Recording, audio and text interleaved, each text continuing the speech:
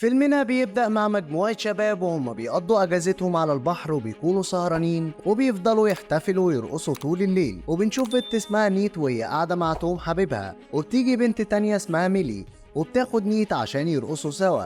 فبينضم لهم باقي الشباب وبيفضلوا يرقصوا ويتصوروا كمان. وبيبدأوا كلهم إنهم يشربوا خمرة ما عدا نيت اللي بترفض، وبعدها بتروح تتمشى بعيد عنهم عشان عاوزة تكلم أمها. فبيقاطعها راجل شحات كبير في السن وبيطلب منها تديله أي مساعدة، وفعلا بتساعده نيت وهي مبسوطة، وبيبان إنها شخص طيب جدا وبتحب تعمل خير للناس. وقبل ما يمشي الراجل بتسأله نيت عن الإصابة اللي في رجله، فبيقولها إن في سمكة قرش عضته، وبيطلب منها تاخد بالها من نفسها، لكن نيت مش بتفهم قصده. واثناء ما هما بيتكلموا بيجي صحاب نيت وبياخدوها عشان يكملوا سهرة سوا، وبتخلص الحفلة وبيمشي كل الناس ما عدا مجموعة الشباب دول اللي بيفضلوا سهرانين لحد الصبح. وبتكون نيت تعبت وعاوزة تنام، لكن ميلي بتقول لها لا ده آخر يوم في الأجازة وما ينفعش إنهم يضيعوه في النوم. وفي الوقت ده بيكون في 3 شباب من شلتهم متجمعين، وبيلاحظ واحد منهم اسمه جريك إن في موتوسيكلات مائية موجودة جنبهم، وبيقترح عليهم إنهم ياخدوها وينزلوا المية، لكنهم بيكتشفوا إن صاحب الموتوسيكلات لسه ما فتحش. فبيدخل واحد منهم واللي بيكون اسمه تيلر وبيكسر باب الأوضة ويسرق المفاتيح، وبعدها بيسيبوا موبايلاتهم في الجزم على الشاطئ وبياخدوا الموتوسيكلات وينزلوا البحر. وبتكون نيت في الأول مترددة، لكن بمجرد ما بتشوف صحابها وهم متحمسين بتنزل معاهم علشان تتبسط هي كمان. وبيفضلوا يلعبوا بالموتوسيكلات اللي معاهم، وبنعرف إن ميلي هي الوحيدة اللي خدت موبايلها معاها وبتطلعه عشان تصور بيه. وأثناء ما هم في البحر بيعدوا من جنب يخت، وفي الوقت ده بتاخد نيت بالها إنهم دخلوا المنطقة غويطة وبتبدأ إنها تخاف. فبتطلب من صحابها إنهم يخرجوا بسرعة، لكن محدش بيهتم وبيكملوا لعب. وبيفضل كل موتوسيكل فيهم يمشي عكس التاني علشان يرموا على بعض ميه، لحد ما في مره الموتوسيكلين بيخبطوا في بعض وبيتقلبوا في البحر، وبيتصاب جريك اصابه خطيره في رجله، وبيبدا انه يصرخ علشان يسمعوه. فبتشوفه نيتو بتجري عليه وبتلاقي كل الميه اللي حواليه اتحولت لدم. في الوقت ده بيروح توم عشان يلحق ميلي، وده لانها وقعت بعيد عنهم. وبتلاحظ نيت ان صاحبهم الخامس تيلر مش موجود، وبتفضل تدور عليه لحد ما بتلاقيه في الميه جنبهم، لكنه بيكون فاقد الوعي. فبيروح توم علشان ينقذ تيلر وبيفوقه، وبعدها بيرجعوا لجريك المصاب وبيشيلوه مع بعض وبيرفعوه على الموتوسيكل. وبنشوف ان الموتوسيكل التاني غرق في الميه، فبتطلع ميني موبايلها علشان تكلم حد يجي يلحقهم، لكنها مش بتلاقي شبكه. وفي الوقت ده بتيجي موجه قويه على الشاطئ وبتاخد كل تليفوناتهم وجزامهم وبيقعوا في الميه. وبكده يبقى الدليل الوحيد اللي كان ممكن يلفت نظر حد فيهم هو كمان راح. وبيقترح توم ان هيروح هو ونيت وجريك بسرعه للشاطئ ويجيبوا مساعده ويرجعوا للباقي، لكن ميلي بتخاف وبترفض، فبيقنعها انها تفضل معاها وبتضطر انها توافق. وبيبدا توم انه يشغل الموتوسيكل، لكن بيلاقي ان الموتور اتعطل وبيحاول يصلحه لكن بيفشل. وبيفضلوا في الميه لساعات، وبتحاول نيت انها تستخدم الموبايل اللي معاها علشان تعكس ضوء الشمس يمكن حد على الشط يشوفهم. وفي الوقت ده بيكون عامل النظافة بينظف الشاطئ لكن مش بياخد باله منهم. وبعدها بيلاقي توم ان الموج سحبهم لمكان بعيد، فبتطلع نيد التليفون علشان تحاول انها تلقط شبكة، لكن بتتصدم لما بتشوف صور لتوم وهو بيخونها مع ميلي. فبيتوتر توم وبيحاول ياخد منها الموبايل، وبيفضلوا يتخانقوا عليه لحد ما بيقع منهم في المية، وبيكون ده اخر امل ليهم. فبينط توم في المية وبيفضل يدور عليه. في الوقت ده بتعدي من وراه سمكة قرش لكنه مش بياخد باله منها، وبيلاقي توم التليفون وبيرجع لاصحابه. وبعدها بشوية بتعتذر من نيت وبتقول لها انهم كانوا سكرانين ومش في وعيهم اصلا، لكن نيت بتبقى مصدومة ومش بترد عليها. وبيفتكر تيلر المركب اللي عدوا من جنبها من شوية، فبيقرر انه يعوم ويدور عليها. وبيحاول صحابه انهم يمنعوه وبيقولوا له ان مفيش اي حاجة ظاهرة حواليهم، لكن تيلر بيصر. وبعدها بيسيبهم وبيفضل يعوم في الاتجاه اللي مشيت فيه المركب، وبتلمح ميلي قرش وهو بيمشي وراه، فبتفضل تصرخ علشان تنبهه، لكن تيلر مش بيسمع وبيكمل عوم عادي. وقتها بيفتكروا ان القرش خلاص كل تيلر. وبعدها بشوية بيشوفوا القرش وهو معدي من جنبهم فبيصرخوا. وبيحاول توم ان يركب معاهم على الموتوسيكل لكن غصب عنه بيوقعهم. وبنعرف ان ميلي هي الوحيدة اللي مش بتعرف تعوم، فبيروح توم عشان يلحقها وبيرفعها على الموتوسيكل من تاني.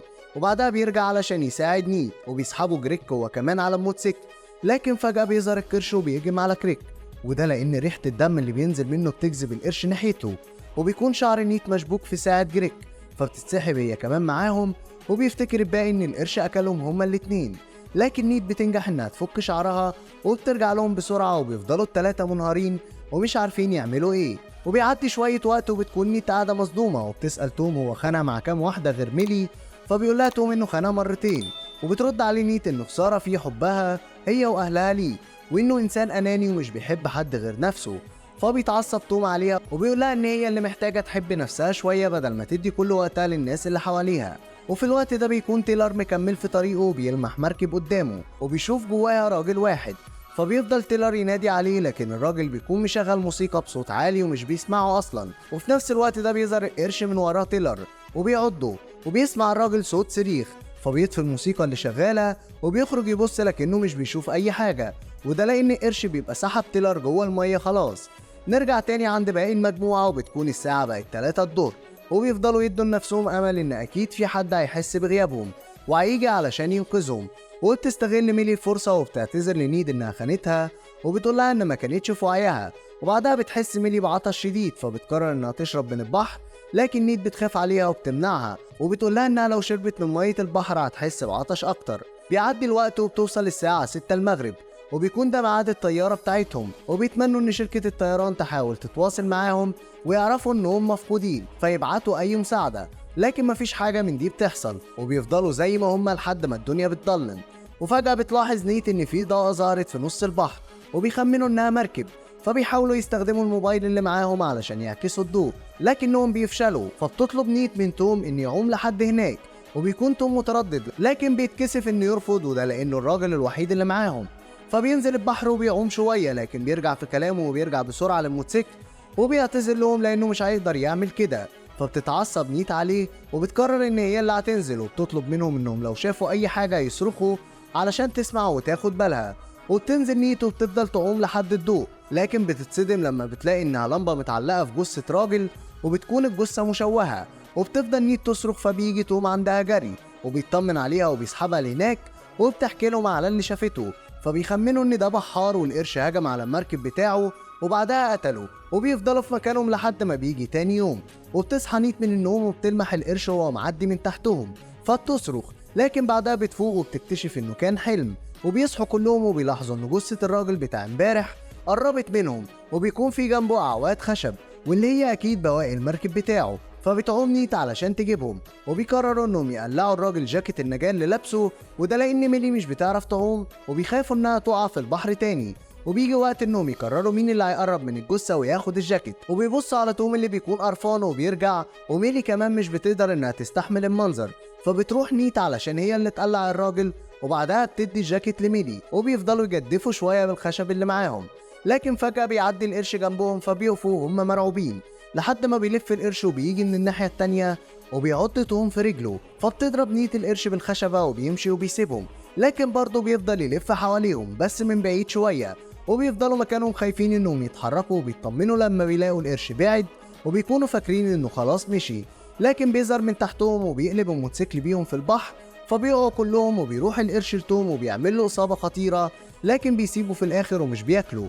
وبتكون نيت اشجع واحده فيهم وبتروح لتوم وبترفعه على الموتوسيكل، وبعدها بتروح تسحب ميلي لكن القرش بيكون اسرع منها وبيمسك ميلي من رجلها، وبتفضل نيت تشد فيها لكن برضه بتفشل، وبيطلع في ايديها الجزء اللي فوق بس من جسم ميلي بعد ما القرش كان نصها التاني. فبتتصدم نيد وبترمي باقي الجثه في البحر وهي خايفه، وبترجع لتوم بعد ما بقاش في حد غيرهم، وبتعرف نيت انها لو فضلت مكانها هتتاكل ومحدش هيلحقهم، فبتقرر انها لازم تتصرف وبتفتح المحرك، وبتلاقي ان في وصله اتقطعت وانها محتاجه قطعه بلاستيك علشان توصلها ببعض ويشتغل تاني. وقتها بتفكر نيت ان الجاكيت اللي كانت لابساه ميلي في جزء ممكن يفيدها، وبتبص قدامها وبتلاقي الجاكيت عايم على الميه بعد ما القرش اكل ميلي، فبتعوم بسرعه وبتجيبه.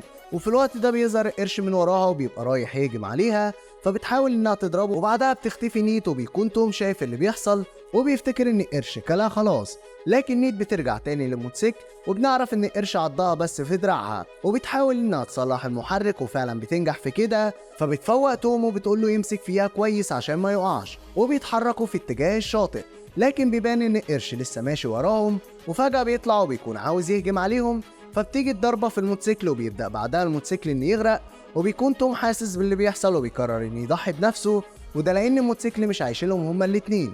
فبيرمي توم نفسه للقرش وبيقول لنيت انه فعلا بيحبها وانها ما اختارتش غلط ولا حاجة، فبتحاول انها تمسك ايده علشان تطلعه، لكن القرش بيسبقها وياكله.